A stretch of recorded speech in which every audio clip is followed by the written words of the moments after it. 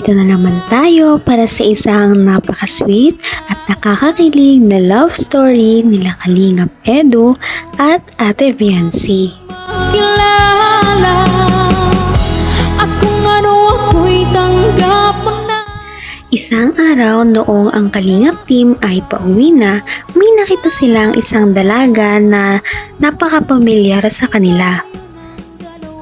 Hinantay muna nilang makalapit ang kanilang sasakyan sa babae at nung makalapit na ito ay totoo pala ang kanilang hinala kung sino ang babae.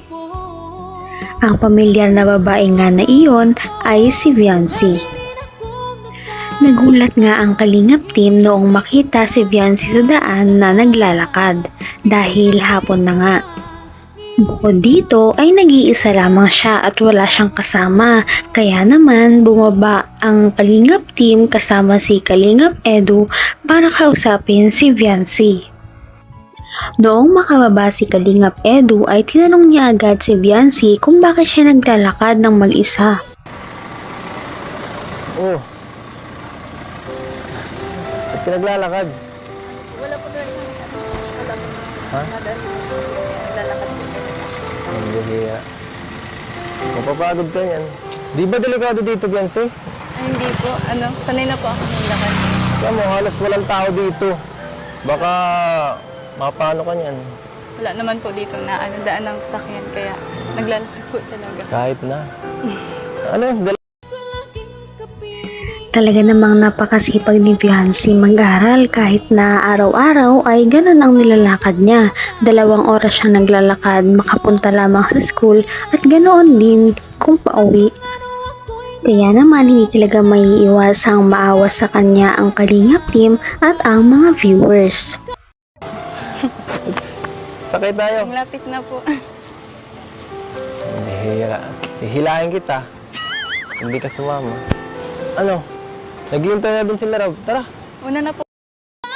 Dahil nga sa napakamahiyain si Viancy ay hindi siya sumama na pumunta ng kotse nila Kalingap. Bagkus ay Una na po kayo. Teka, samahan na nga kita. Samahan na kita. Sige na po. Ha? Sige na. Sabi mo, malapit na eh. At mas maganda rin yung ganito, nakakapag-exercise. Mga anong oras mo itong nilalakad sa school mo? Layo nito kaya?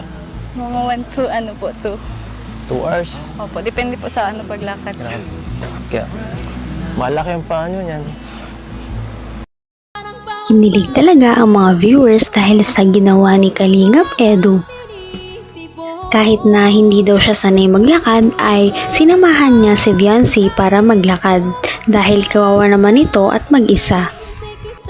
Kita rin ang pamumula ni Viancy dahil sa hiya at sa kilig. Talaga namang bagay na bagay talaga sila. Stop dito. Mabilis po talaga ako maglakad dito para makarating po agad doon. Alam mo, mas bibilis yan pag may kasama ka na naglalakad. Hindi mo na mapapansin yan. Nandun na tayo. Diba? Ano? Di mo ba naisip na mas magandang maglakad? Baka malimutan mo na pinag-reviewhan mo yan. Ay, grabe.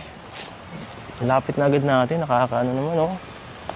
Pwede ba diretsuhin muna natin hanggang doon? Ikutin muna natin yan. Ang bilis. Talagang grabe ang kilig moments ng dalawang ito dahil ito ang unang beses o ang first time na sila ay maglalakad na magkasama. Sa kanilang paglalakad ay nagkukwentuhan lamang sila ng kung ano-anong bagay para naman mas makilala nila ang isa't isa at para na rin mawala ang hiya ni Viancy kay Kalingap Edu. Talagang kinukulit nga ni Kalingap Edu si Viancy para naman makapagsalita ito ng makapagsalita para maiwasan na niya ang pagiging mahiyain niya. Kapag nagtuloy-tuloy sila ng ganitong pag-uusap ay tsak na magiging komportable talaga si Viancy sa kanya. Dahil magkasama sila ay hindi na nila namalayan ang oras at ang haba ng kanilang nilalakad dahil nandun na pala sila sa bahay ni Ate Viancy. Teka lang. Di Teka pa tayo lang. agad. Ano? Ano?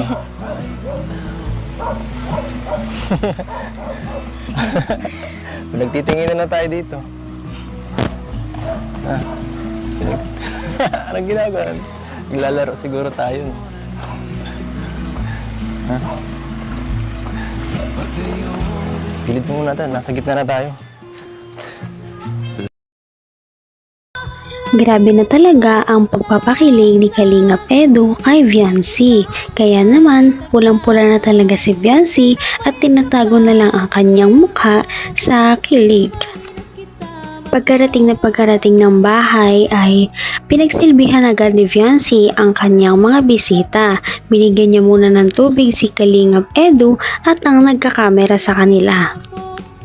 Napakamaalagain at maasikaso talaga ni Viancy sa kanyang mga bisita, no? Pagkatapos naman noon, napansin ni Kalingap Edu na parang may tumutunog sa kanilang kusina at tinignan niya si Viancy kung ano ang kanyang ginagawa. Yun pala ay hindi mabuhat ni Viancy ang isang napakalaking galon. Naku! Sabi ka kasi. Yan. Kailangan mo pala ako dito eh. Ang dami yung ginagawa, no? Ang gibat nito, oh. Ang gibat ng binubuhat mo. Di bagay sa'yo. Ay.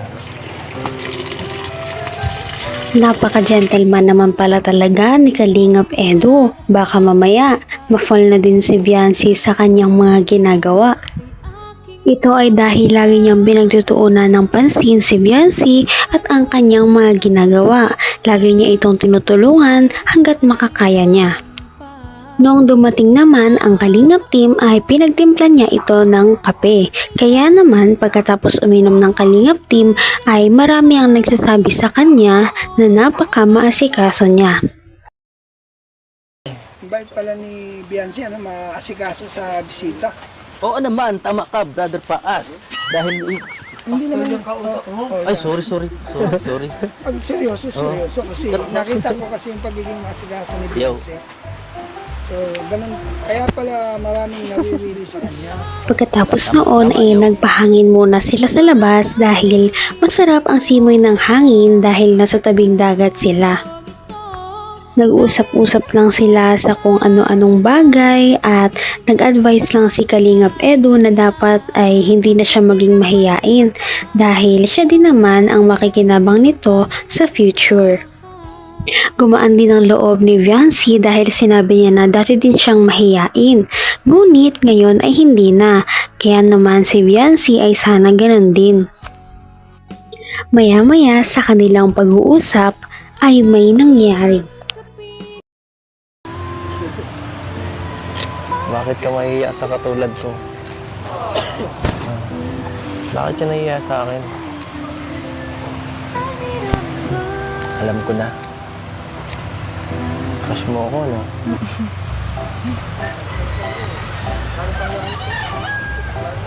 Pag tumawa, oo. Pigilin mo yan. Pigilin mo yan.